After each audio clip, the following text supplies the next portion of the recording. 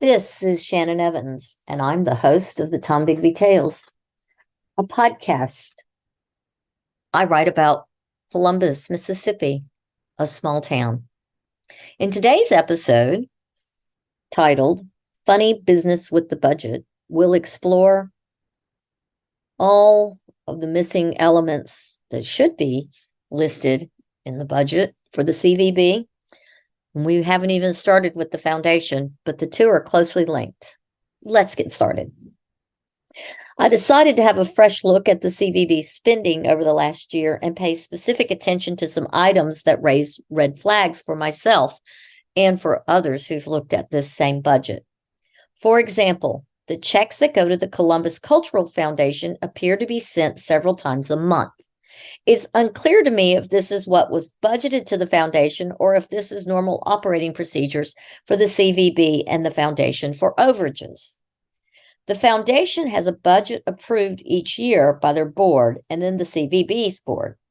It would seem that the yearly amount would be sent in a single check to be deposited in the foundation's accounts, and then the foundation would cover their expenses from there. Based on the CVB's ledger sheet, it would appear that several checks a month are cut to the foundation by the CVB of varying amounts. These checks are all coded as support to CCHF or the foundation, but no other details are included.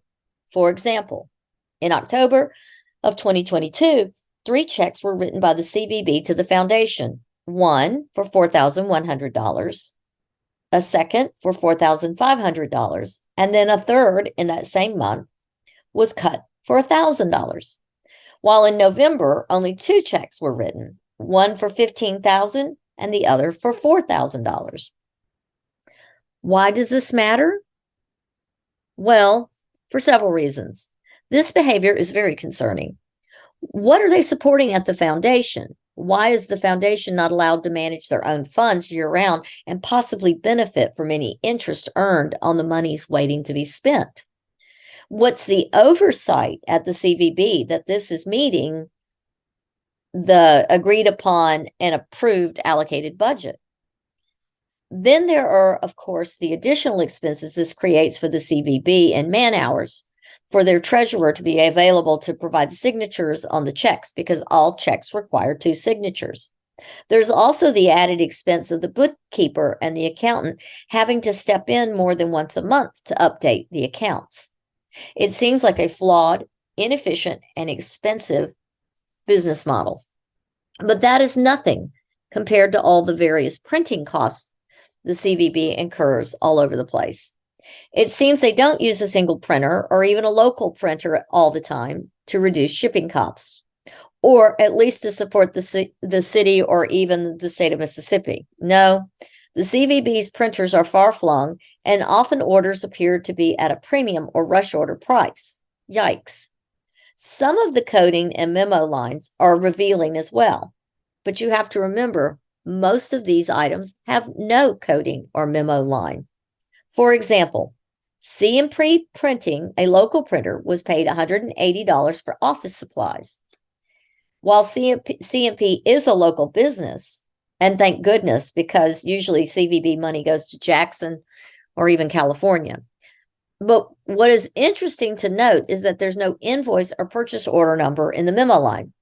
It indicates in the split column that the check was written for office supplies. What office supplies do you buy from CMP Printing? Was it actually like business cards or letterhead?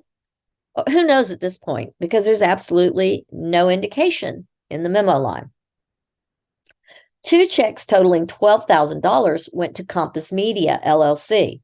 The split column indicates that they are for marketing. However, again, there's no memo indicating an invoice number or purchase order. Compass Media does digital ads and printing. They have 7 offices on the East Coast. The closest one is Atlanta, Georgia.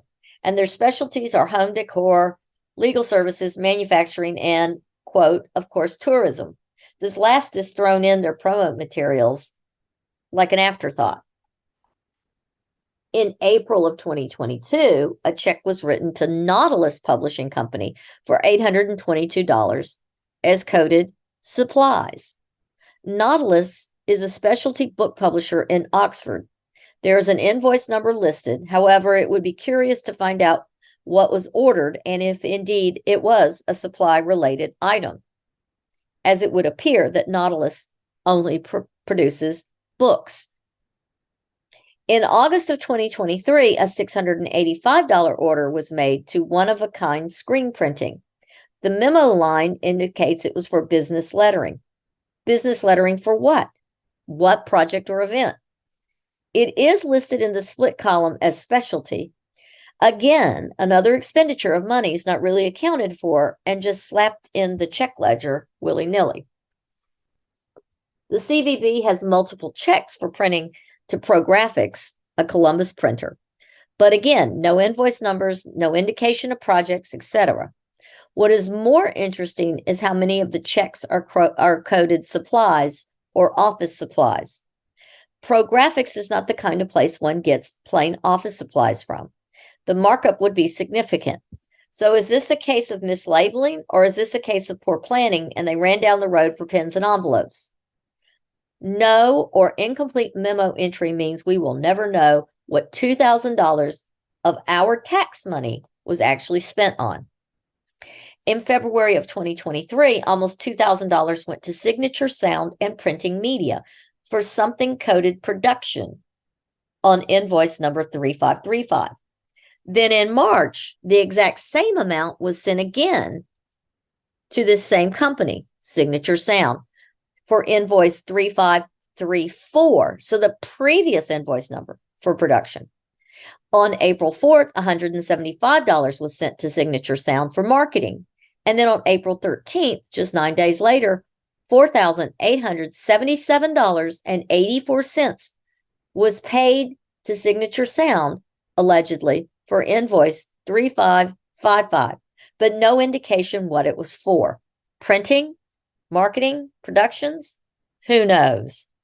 On April 19th, less than a week later, another check was written to Signature Sound for $776.73 with no memo and no coding of what it was for. Another check was written in August of 2023 for $775 with an invoice number and it was noted it was for printing. In June of 2023, $888.11 was spent at Sullivan's Office Supplies in Starkville. There is an invoice listed, but it is coded as capital. What in the world did Carpenter buy? Then there are the purchases for the building and internet networking expenses that are highly questionable, or at least concerning, for two reasons. One, the building is a condo and the CVB pays condo fees, which means an HOA. Nancy is the HOA's director and only potentially paid employee.